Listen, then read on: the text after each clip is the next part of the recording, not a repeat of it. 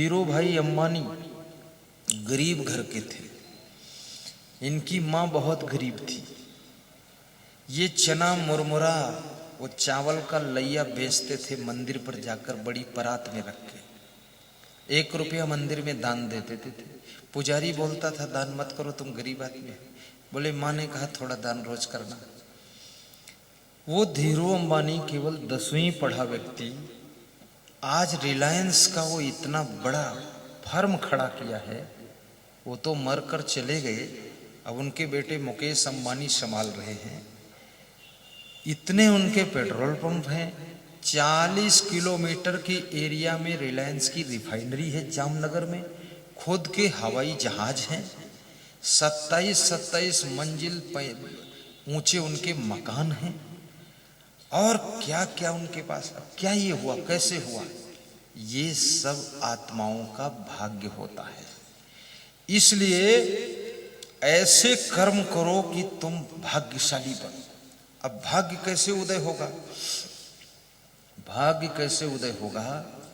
परोपकार करने से भाग्य संवरता है। परोपकार, पुण्य करने से भाग्य बढ़ता है। बुजुर्गों की सेवा करने से भाग्य चमकता है। माता पिता का आदर करने से भाग्य चमकता है। और बड़ों का सम्मान करने से भाग्य में लाइट आती है। और चरित्र अच्छा बनाने से भाग्य सुधरता है। और सत्संग सुनने से भी भाग्य में निखार आता है। गुरु भक्ति करने से भी भाग्य संभलता है। और आत्म संतोष रखने से भी भाग्य में लाइट आती है। पति पत्नी प्रेम से रहने से भी घर में लक्ष्मी वर्षा करती है। तुम अभी लक्ष्मी पूजा का दिन आ रहा ना, धनतेरस, लक्ष्मी पूजा होगी। उसके बाद करवा चौथ होंगे तो पति की पूजा होगी। पति की उम्र बढ़ जाए उसका भी पूजा होता है। इधर भी होता है क्या? हाँ, इधर भी तुम्हारी उम्र बढ़ाई जाएगी। इसलिए बढ़ाई जाएगी कि जब तक हम हैं तब तक तुम भी रहो, तुम ही से भिड़े रहे हम। उम्र बढ़ाई जा रही है। बहुत विचित्र बात है। ये शुभ कामना है माताओं बहनों के लिए। और पति कोई ऐसा नहीं है जो पत्नी की उम्र बढ़ने के लिए कोई व्रत रहता हो। इसका उल्टा दिमाग चलता है कि जल्दी चंडिका देवी खत्म हो जाए छुट्टी में। कम से कम तुम भी एक दिन व्रत रह लिया करो और उस दिन ध्यान लगाया करो इष्ट देव का कि मेरी वाइफ का स्वास्थ्य अच्छा रहे। ये शुभ कामनाएं भी काम करेंगी। उनके स्वस्थ रहने की कामना कीजिए। मूर्खा यत्र न पूज्यन्ते धान्यम यत्र सुसंचितम दाम्पत्ये कलहो नास्ति श्री स्वयं आगता। दारिद्र्य नाशनम दानम शीलम दुर्गति नाशनम अज्ञान नाशनी प्रज्ञा भावना भय नाशनी। उद्योग नास्ति दारिद्र्यम जप्तो नास्ति पातकम मौने च कलहो नास्ति जागर्तो नास्ति भयम। कुचेलिनम दंत मलोपधारणम बहवा असनम निष्ठुर भाषणम च सूर्योदय चास्तामिते शयानम विमुच्यति श्री यदि चक्रपाणी। वश्येन्द्रियम जितात्मानम धृत दंडम विकारुषु पारिच्छ कारणम अत्यंत धीरम श्री निर्सेवते। ये सभी श्लोक ऐसे सुनाया हूं आपको, इनको संभालिए, समझिए, जिससे आपके घर में लक्ष्मी आएगी, धन आएगा, उन्नति होगी, भाग्य चमकेगा। गुरु सेवा जन बंदगी सत्संगत बैराग, ये चारों जब ही मिले तब जानो बड़ भाग। कबीर साहब कहते हैं अगर भाग्य तुम्हारा सोया हुआ है तो ये 4 काम करो। एक तो गुरु जी की सेवा करो, जन बंदगी परोपकार करो, सत्संगत सत्संग कराओ, सत्संग सुनो, सत्संग सुनवाओ, और वैराग्य से रहो। यानी मन में लालच न हो, कहीं भी लिप्त ना हो, इतना अपने आप पर नियंत्रण हो, वैराग्य। ये चारों जब ही मिले तब जानो बड़ भाग। ये चारों जब मिल जाएं तो समझ लो तुम्हारा बहुत बड़ा भाग्य है, सौभाग्योदय हो गया। जिसके घर में मूर्खों का सम्मान नहीं, मूर्खा यत्र न पूज्यन्ते धान्यम यत्र सुसंचितम, और अन्न का अपमान नहीं। जब भोजन खाने बैठिए तो उतना ही लीजिए जितनी भूख है। लालच में 2 मालपुआ ज्यादा मत लो, क्योंकि पेट की सीमा है, मन की सीमा नहीं। और जितनी भूख है उससे थोड़ा कम लीजिए, कम खा लीजिए। कम खाओगे तो भोजन भोजन नहीं, वो अमृत का काम करेगा। अधिक खाओगे तो भोजन जहर का काम करेगा, और मीडियम खाओगे तो भोजन केवल भोजन का काम करेगा। इसलिए थोड़ा कम खाइए। और अपनी जूठी थाली में भोजन मत छोड़िए। कम लेंगे तो छोड़ेंगे नहीं, ज्यादा लेंगे पेट भर जाएगा, छोड़ना ही पड़ेगा। यदि 5000 लोग खाने वाले हैं, एक एक पूड़ी छोड़ते हैं और थोड़ी थोड़ी सब्जी छोड़ते हैं, तो 5000 पूड़ियां छूट गई। और एक आदमी 5 पूड़ी में तृप्त होता है, तो 1000 आदमी का भोजन उन्होंने बर्बाद किया है, अन्न का अपमान किया है। और हमारे देश के अंदर बहुत से ऐसे गरीब लोग हैं जिनको पूड़ी खाने को नहीं मिलती है, रूखी सूखी रोटी खाते हैं। उनके लिए चिंता करो और एक पूड़ी बचा लो, और उनके लिए सुरक्षित। ज्यादा तुम दान न कर सको, पर इतना दान जरूर किया करो कि कम से कम हर महिला इस बात को सुन ले, साल भर में 5 साड़ी दान कर दिया करो। कोई गरीब लेडीज को देखो फटी लटी कटी पहने है, दे दो। अपने थैले में एक साड़ी लेकर चला करो, वहीं दे दिया, छुट्टी कर दिया। और नई साड़ी दान ना कर पाओ तो पुरानी साड़ी दान कर दो। कलकत्ता में एक ऐसी लेडीज है जो रोज नई साड़ी पहनती है और पुरानी वाली लपेट के दान कर देती है। और जिस पति से विवाह किया था उससे वादा करा लिया था, रोज एक साड़ी दान करूंगी, अगर आपके दिल है इतना बड़ा तो शादी करो, नहीं तो कोई दूसरे के साथ करूंगी। तो पति बोला एक के बजाय 2 करो तो हम सब तैयारी कर लेंगे। और उसके दान करने से बहुत उन्नति हुई है। फर्रुखाबाद डिस्ट्रिक्ट उत्तर प्रदेश में एक बहू किसी घर में आई पहली बार, तो उसको बड़ी कीमती साल सासू ने ओढ़ाया। तो कोई पड़ोस की गरीब लेडीज आई और उसके से मिली और आशीर्वाद दिया बहू को। तो बहू को दया आ गई, तो कीमती साल उस गरीब लेडीज को ओढ़ा दिया कि तुम ले जाओ। तो सासू बहुत नाराज हुई, अरे ये 4000 की साल थी, तूने इसको क्यों दे दिया? और थोड़ा डांटा भी। तो उस बहू ने अपने पिता को फोन लगाया कि पिताजी, ये बहुत दरिद्री के घर में मेरा विवाह कर दिया, 1 साल दान कर दिया, उसमें भी सासू जी बहुत नाराज है। बोले बेटी मैं सुबह आ रहा हूं। तो सुबह एक ट्रक भर करके कंबल और साल और साड़ी लेकर उसका बाप आया और गेट पर ट्रक लगा दिया, कहा ये सब उतार कर स्टोर में भरिए और रोज बांटिए तुम। तो सासू के होश उड़ गए कि अरे ये बहू आई है कि देवी आई है, साक्षात लक्ष्मी। 1 साल दे दिया, उससे हमने नाराजी की, 1 ट्रक इसका बाप दे गया। इसका भाग्य किस्मत कितना प्रचंड है। सासू को उसी दिन ज्ञान हो गया और सासू ने बहू से क्षमा मांग ली कि माफ करना देवी, तुम बहुत महान हो, मैं समझ नहीं पाई। और 2-4 महीने बाद उसको चाबी दिया कि तुम ही मालिक बनो घर की। वो मालिक बनी। आज उनके करीब करीब उत्तर प्रदेश में लखनऊ में इतने विद्यालय चल रहे हैं उसी बहू के दिमाग से, और वो स्वयं जिला पंचायत अध्यक्ष है इस समय। और साथ साथ में दूध घी मक्खन मलाई की बहुत फैक्ट्रियां हैं पूरे लखनऊ में, कई जिलों में उसका दूध मलाई घी खाते लोग हैं। और उसने गंगा नदी के किनारे कम से कम 10 करोड़ का आश्रम भी बनाया है। कोई भी आ जाओ, फ्री व्यवस्था, सब टाप के कमरे।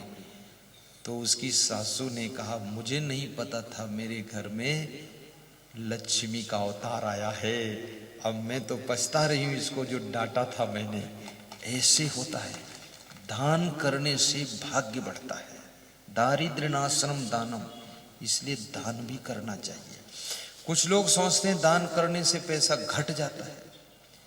अभी मैं आ रहा था, उत्तर प्रदेश से छत्तीसगढ़ जा रहा था, तो टोल टैक्स पर गाड़ी रोका। तो मेरी गाड़ी आगे नहीं थी, मेरे संतों की गाड़ी आगे थी। रोका तो मैंने अपने गाड़ी के अंदर से उसको बुलाया, टोल टैक्स वाले, इधर आओ प्रसाद ले लो। तो आया, तो उसके आने से पहले एक महात्मा निकल रहा था सड़क किनारे किनारे, फटे लटे कपड़े पहने और चिट्टी पिट्टी लटकाए पटकाए और कमंडल यूं त्यों जटा और ऐसे। तो मेरा और टोल टैक्स वालों से ध्यान हट गया। मैं उस बाबा को बुलाया, दूर से हाथ इशारा दिया, शीशा खोला, इधर आओ महात्मा। और अपने संत जी से कहा जो गाड़ी चला रहे थे, हमने कहा कोई चादर है इनको दे दें बाबा को। बोले इस गाड़ी में तो चादर नहीं है गुरुदेव। तो मैंने कहा तो मैं जो ओढ़ा था वो अच्छी वाली ऊपर वाली वो दे दो। तो बोले हाँ वो दे देंगे। तो उसको ले करके उसको ओढ़ाया और टोल टैक्स वाला आ गया। तो उससे हमने कहा तुम भी एक किनारा पकड़ो, ओढ़ा दो, कुछ पुण्य तुम्हारा भी हो जाएगा, ओढ़ाने में साथ दे दो। ओढ़ाया उसने। तो टोल टैक्स वाले जितने थे वो मेरे हाथ जोड़ा, बोला माफ करना गुरुदेव, आप महान हो। इस बूढ़े साधु को फक्कड़ को कोई कुछ देने वाला नहीं, देखेगा नहीं, तुमने बुलाकर अपनी कीमती चादर अभी उठा दी। टोल टैक्स हम नहीं ले सकते हैं, सब निकालो गाड़ी, जल्दी ले जाओ, आप क्षमा करना गुरुदेव। तो सब गाड़ी फटाफट छोड़ो, बोले बस आप चले जाओ, हम शर्मिंदा हैं। अब वो साल चादर दिया मैंने और तुरंत उसका फल आया, तुरंत। तो ये दान का, सेवा का फल तुरंत मिलता है। ठंडी का महीना आ रहा है, ज्यादा नहीं तो 2-2, 5-5 कंबल तुम दान करो।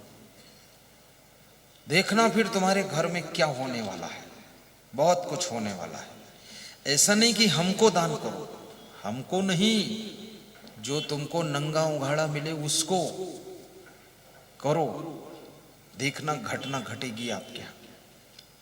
मैंने एक बार 30 साधुओं को मच्छरदानी दिया, बाहर के साधु आए थे। तो मुझे एक आदमी ऐसा मिला, उसने 100 मच्छरदानी दिया। तो हमने कहा क्या बात? बोले कोई बात नहीं, आपने सिंगल बेड की दान किया, मैं डबल बेड की 100 दे रहा हूं आपको। तो हमने कहा फिर इसको दान कर दूंगा। बोले तो फिर दे दूंगा तुमको, जितनी दान करोगे हम दे देंगे। तो दान का फल बहुत बड़ा होता है। दारिद्र्य नाशनम दानम। अन्न का कभी अपमान मत कीजिए, अन्न को प्रेम से खाइए और संभाल कर रखिए। और घी कभी जूठे अंगुलियों से मत निकालिए, अन्यथा आपके घर में दरिद्र आएगा। झाड़ू लगाने के बाद कूड़ा एक कोने में इकट्ठा मत कीजिए, उसको तुरंत भर के यथास्थान फेंक आइए जहां डालना, अन्यथा दरिद्र आएगा घर में, याद रखना। घर में ऊंची आवाज में बोलिए मत, गाली मत बकिए, अन्यथा दरिद्र घर में आ जाए। आप घर की स्त्रियों को तंग मत कीजिए, रोने के लिए मजबूर मत कीजिए कि वे कोने में बैठकर रोती रहें सिसक सिसक करके, तुम्हारे घर से लक्ष्मी रूठ जाएगी, दरिद्र आ जाएगा। आप स्त्रियों के साथ ऐसा व्यवहार कीजिए कि वे हंसती रहें और पैर पटक पटक कर आंगन में चलती रहे, पायल बजाती रहे छोम छोम, तो तुम्हारे घर में लक्ष्मी खूब आएगी। दौड़ दौड़ कर काम करती रहे, इनको खुश रखना है। लक्ष्मी भी जानती है जब ग्रह लक्ष्मी को ये रुला रहा है, अब मैं इसके घर में जाऊंगी तो मेरे को तो बहुत पीटेगा ये, तो क्यों आएगी। इनका आदर भी करो, प्रेम से बोल दिया करो, क्योंकि ये तुम्हारे लिए, देखिए 500 बाराती जाता है, बारात के लोग 500-1000 जाते हैं, और जिस गांव से तुम शादी करते हो वहां से वो लड़की अकेले तुम्हारे साथ विदा होकर आती है। और उस लड़की को विदा कराने के लिए, दुल्हन को लाने के लिए 500 बाराती जाता है, 500 योद्धा जाता है, और वो अकेले, उसकी इतनी हिम्मत है, इतना भरोसा, इतना विश्वास, इतना साहस कि 500 के साथ में अकेले आती है। न तलवार है न बंदूक है, केवल प्रेम और प्यार है, और चली आती है।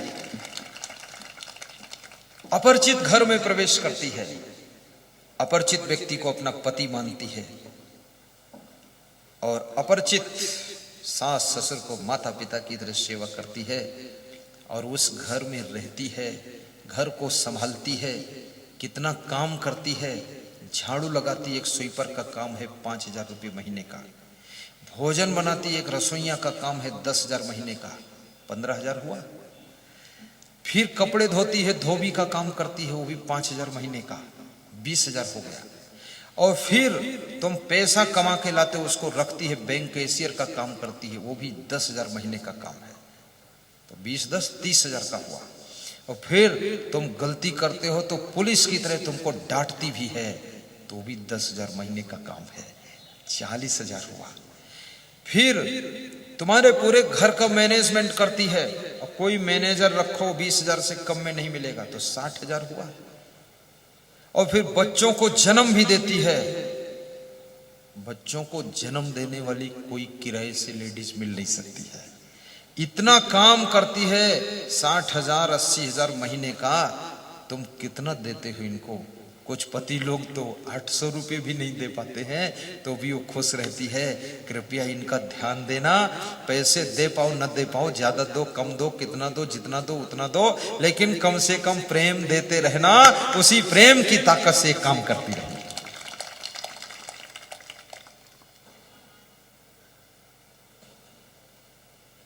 और हर लेडीज को भी सोचना चाहिए कि मेरा पति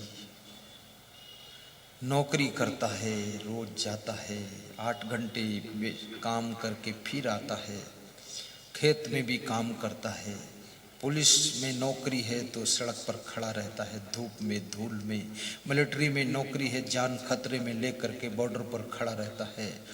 और मेरा पति अगर टीचर है, दिन भर बच्चों के बीच में पढ़ाता रहता, बोलता रहता, थक जाता है, और कमा कर लाता है, तो मेरे को अच्छे कपड़े पहनाता है, स्वयं साधारण पहनता है। ऐसे पति को समय पर भोजन बना कर दीजिए, और कभी कभी उनसे ये भी कहिए कि अगर कोई मेरी ओर से तकलीफ होती हो तो क्षमा कीजिएगा, और प्रेम से रहिएगा, मैं सुधार कर लूँगा। सुधार करो ना करो, बोल तो दो कम से कम, सुधार उधार कौन करेगा? बोलना है, बोलने से ही दिल भर जाता है। तो ये दाम्पत्य कलहो नास्ति, दंपति जीवन में जिसके कलह कलेश नहीं है, कलह कलेश, प्रेम से रहते हैं पति पत्नी, श्री स्वयं आगता, उनके घर में लक्ष्मी स्वयं आती है, कभी गरीबी नहीं रहती है। कुचीलिनम दंतमलोप धारिणम बहवासनम निष्ठुर भाषणम चा, जो मैले वस्त्र पहनते हैं, दांत गंदे रखते हैं, बहुत भोजन खाते हैं, कठोर बोलते गाली बकते हैं, जो सूर्यास्त के समय सोते हैं, वे भले विष्णु भगवान क्यों न हो, फिर भी उनको लक्ष्मी छोड़कर चल देती है।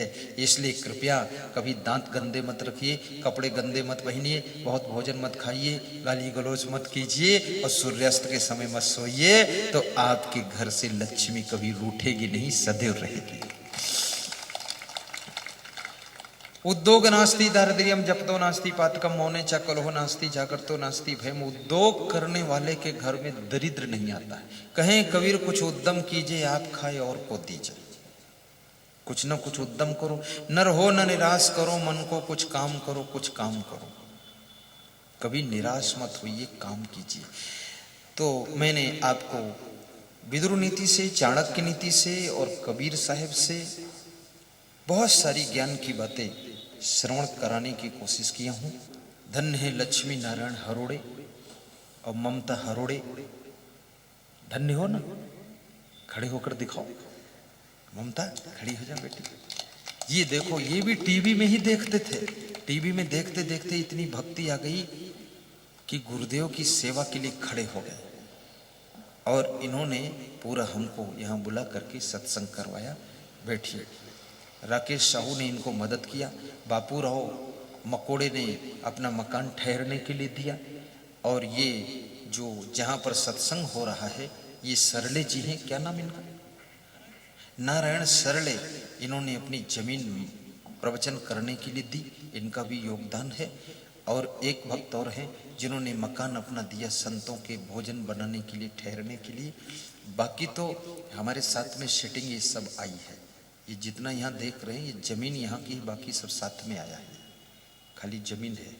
ये 50 तखत, बाजवट, व्यास गादी, ये मंच, ये माइक, ये टेबल, ये पंडाल, ये पर्दे, ये बिछावन, ये टोटल, ये वीडियो कैमरे, ये साउंड बॉक्स, ये साधु संत, और ये सारा सिस्टम, ये कुर्सी उर्सी सब।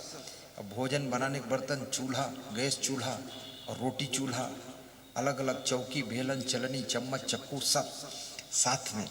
हाँ, बर्तन मांजने वाले कर्मचारी साथ में, ये सब लगाने वाले कर्मचारी साथ में। 4 ट्रक में ये सामान आया टोटल। ये तो कितना बड़ा प्रोग्राम हो, 30,000 श्रोता हो तो भी मंडप पूरा लग जाएगा, इतना बड़ा मंडप आया है। तो ये हमारा सत्संग कराने में बड़ी सुविधा है। और मैं ये भी कहूँगा, इसका बड़ा नॉमिनल चार्ज है ठेकेदार साहब का। प्रवचन के पेन ड्राइव और मेमोरी कार्ड भी ले लेना। पीछे पुस्तक की दुकान है। आपके घर में माता पिता का चित्र और पति पत्नी का चित्र और कोई महान पुरुष का चित्र होना चाहिए, संत पुरुष का चित्र होना चाहिए। आपके घर में हीरो हीरोइन का चित्र मत लगाना। सांप, बिल्ली, कौवा, कबूतर, गधा, इसका चित्र मत लगाना। आप कोई महान पुरुष का चित्र लगाइए तो आपके घर में कोई महान आत्मा का जन्म भी होगा, घर धन्य हो जाएगा। तो वहाँ चित्र भी मिलेंगे। और साथ में दिवाली आने वाली है, दिवाली की खुशी में आप वहाँ से पेन लीजिए, 10-10 पेन, 20-20 पेन, जिसमें गुरु जी का फोटो है। और ऐसे फोटो लीजिए जिसमें ज्ञान की बात लिखी है। अपने रिश्तेदारों को एक एक पुरस्कार में बांट दीजिए कि आप भी इसका दर्शन करो, उनका भी स्वभाव सुधरे, जीवन बदले तो तुमको शांति मिलेगी। और जिनका शरीर बहुत बीमार रहता है, शाम को भोजन बंद कर दीजिए, भुने हुए चने चबाइए, 1 गिलास खौला हुआ खूब दूध लाल रंग का हो जाए तो उसको पीजिए घूंट घूंट कर, नमक के साथ चना चबाइए, पेट की सारी बीमारी खत्म हो जाएगी।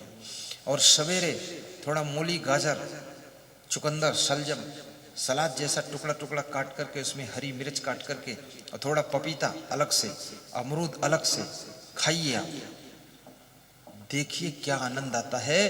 3 दिन में पेट के सारे रोग जड़ से खत्म, कब्जियत जड़ से खत्म। लेकिन बीच बीच बंद भी कर देना, रोज खाते मत रहना। और शाम को मत खाना, इसको सुबह खाना, खाली पेट खाना, इसको खाने के बाद भोजन मत खाना, भोजन फिर देर में लेना। देखना सारे रोग खत्म। और सारे रोगों की जड़ पेट है, और पेट में जड़ है कब्जियत। और कब्जियत की पहचान है आपके चेहरे पर सुस्ती रहेगी, ताजगी नहीं रहेगी, ढीले ढाले रहोगे तो समझो कब्जियत है। कब्जियत की पहचान है आपको गहरी नींद नहीं आएगी तो समझो कब्जियत है। कब्जियत की पहचान है आपकी स्मरण शक्ति कम हो जाएगी। तो ऐसी बीमारियों के लिए यहाँ पर एक राजस्थान के भक्त जी श्री च्यवन आयुर्वेद कंपनी की पेटेंट दवाएं लाए हैं। घुटना दर्द की उनकी पेटेंट दवा है। पथरी की तो इतनी रामबाण दवा है। हमारे एक भक्त ने पथरी की दवा खाया तो 5 ग्राम की पथरी 1 महीने में निकाल दिया। और उसके पास में एक दवा मैं भी उसके लिया था, एक ही बार खाया, दोबारा हिम्मत नहीं पड़ी, एक ही बार में फाइनल कर दिया। बहुत अच्छी अच्छी दवाएं उनके पास हैं, वो लेना। अब सभी श्रोता अपने अपने स्थान पर भाव श्रद्धा से आरती का पुण्य प्राप्त करने के लिए खड़े हो जाएं। ताली बजाते हुए धूमधाम से आरती करेंगे। आरती का शुभारंभ करेंगे।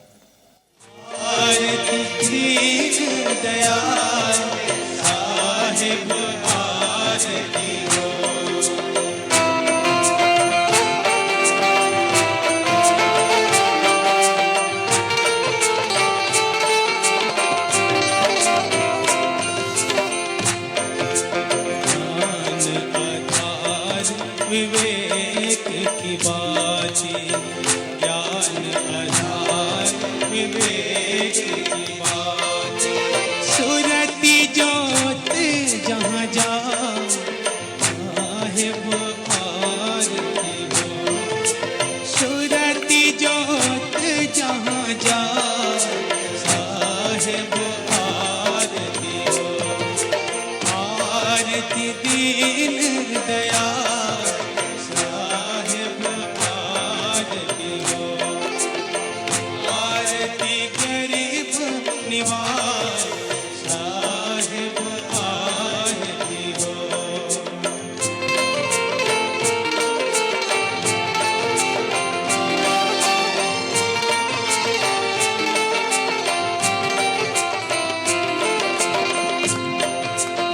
आरती करो सतगुरु साहिब की, आरती करो सतगुरु साहिब की। जहाँ सब संत समा साहिब आरती हो, जहाँ सब संत समा साहिब आरती हो। आरती दीन दयाल साहिब आरती हो, आरती गरीब निवाज साहिब आरती हो।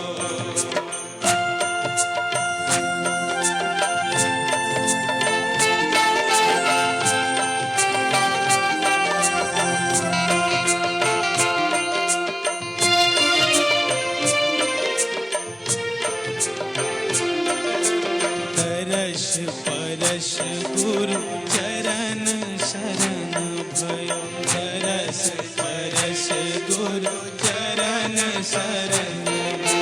टूटी गयो यम के जाल साहिब आरती, टूटी गयो यम के जाल साहिब आरती हो। आरती गरीब निवाज साहिब आरती हो, आरती दीन दयाल साहिब आरती हो।